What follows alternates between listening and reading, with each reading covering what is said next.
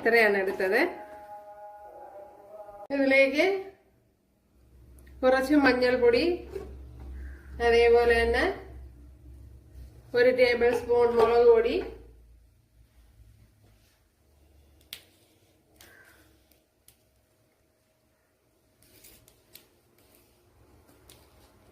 ഒരു ശകലം കായപ്പൊടി,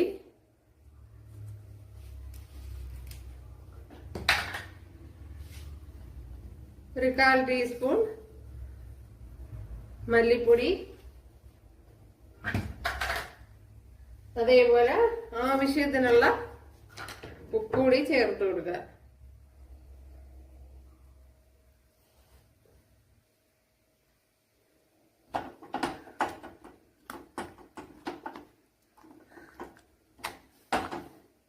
അപ്പോഴെല്ലാം ഇതേപോലെ ചെയ്തെടുക്കണം.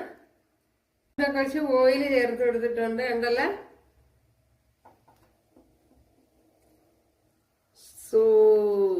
ഓയില് ചൂടായില്ല കൂട്ടുകാരെ. ആണെങ്കിൽ കത്തിരിക്ക എടുക്കാം.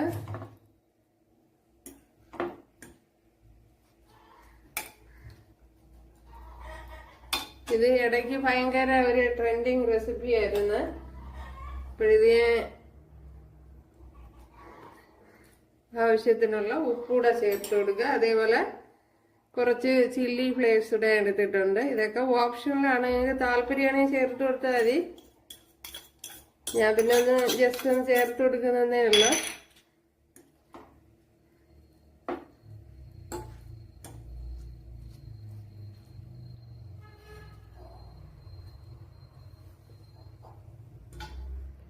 ഇപ്പോഴും നമ്മുടെ റെസിപ്പി ഇവിടെ റെഡി ആയിട്ടുണ്ട്. അതല്ലേ, ഇനി ഡെക്കറേഷന് വേണ്ടി കുറച്ച് കറി ലീവ്സ് കൂടെ ചേർത്ത് കൊടുക്കുക.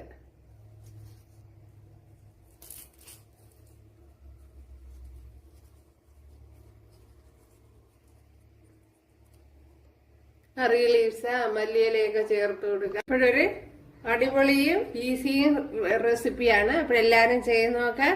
ഇഷ്ടമായാൽ സബ്സ്ക്രൈബ് ചെയ്ത് സപ്പോർട്ട് ചെയ്യുക. അതെനിക്കൊരു സപ്പോർട്ടാകും. അപ്പോൾ അടുത്തൊരു വീഡിയോ ആയിട്ട് കാണാമെന്ന് പറഞ്ഞുകൊണ്ട് എല്ലാവർക്കും താങ്ക്സ്. ഇനി നമ്മുടെ ഇന്നത്തെ ഈ റെസിപ്പിയും ഈ തൈര് കോംബോയും അടിപൊളി.